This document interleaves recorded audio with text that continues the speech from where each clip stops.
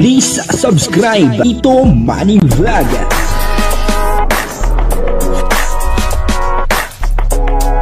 Payagan po si Tito Manny Vlog na mag-reactor para pambiling gamot sa kanya pong karamdaman. Wala man siyang records ng ng away. Grabe po, no? Habang tumatagal ay lalong gumaganda etong Mikris.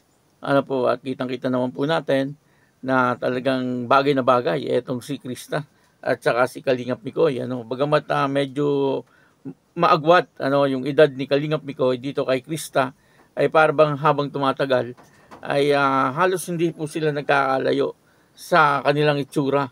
At si Kalingap Mikoy naman ay marunong naman po siya mag-adjust.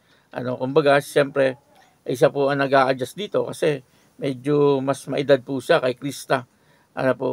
At si Krista naman, siyempre, ay ganun din.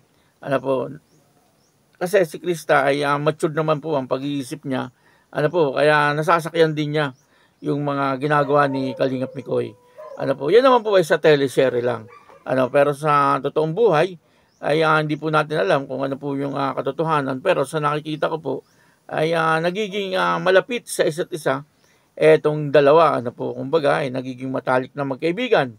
At kung tingin ni Krista kay Mikoy ay kuya lang, ay nagiging malapit sa kanya itong si Kalingap Mikoy. Hindi naman po imposibleng mangyari yun kasi siyempre napakabait naman po ni Kalingap Mikoy at isa pa ay maaalahanin din.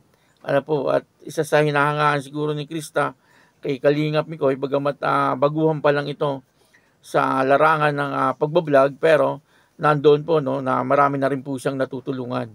At mapagmahal din sa magulang etong si Kalingap Mikoy. At siyempre ganun din po etong si Krista. Kitang-kita naman po natin na ang lahat ng kanyang ginagawa ay para po sa kanyang pamilya. Ito yung video, panoorin po natin. Pero bago po yan, ako muna po bumabati sa inyo lahat ng magandang umaga, magandang tanghali at magandang gabi sa inyong lahat mga kapatid.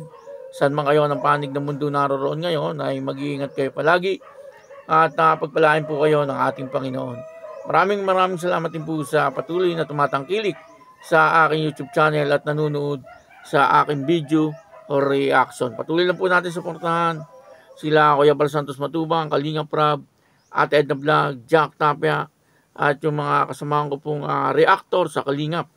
Ganun din po yung mga charity vlogger na Kalingap partner. Ito po yung video, panoorin po natin at talagang dito ay makikita po natin na talagang malapit na po sila sa isa't isa. Kumbaga ay nagkakakuhanan po sila ng loob. Ito po yung video, panoorin po natin. Marap ka sa akin.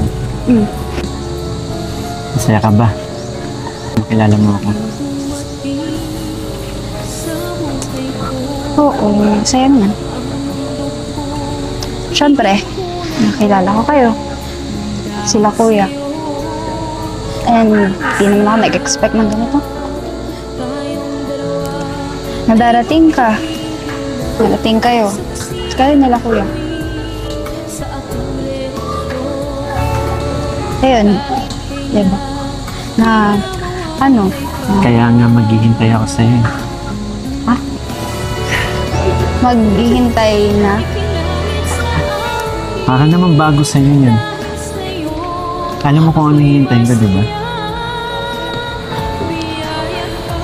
2 years.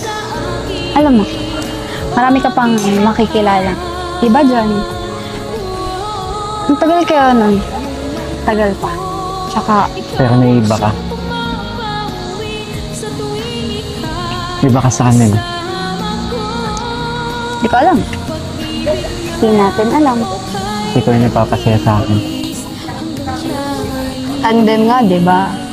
Dapat okay lang, masaya. Basta tandem. Tandem. Sa ngayon. Sa ngayon. Tandem. Tandem. Tandem. Krista. Ha? Kitang-kita ko naman sa'yo eh. Nan? Na? Ang totoo. Anong totoo? Tumingin ka nga sa mga mata ko. Ang bumibitaw ko eh. Oh, anong tinuturo mo na naman? Wala. Diyan kita nabibisto eh. Saan ba? Kahit kailan talaga. Alam mo, Oo. bagay na bagay sa yung kakantayin ko eh. Alin? Pero, thank you dumating ka. Ang lalim na nang iniisip ko eh. Pero pagdating talaga sa'yo, nasa iyo lang talaga yung focus ko eh.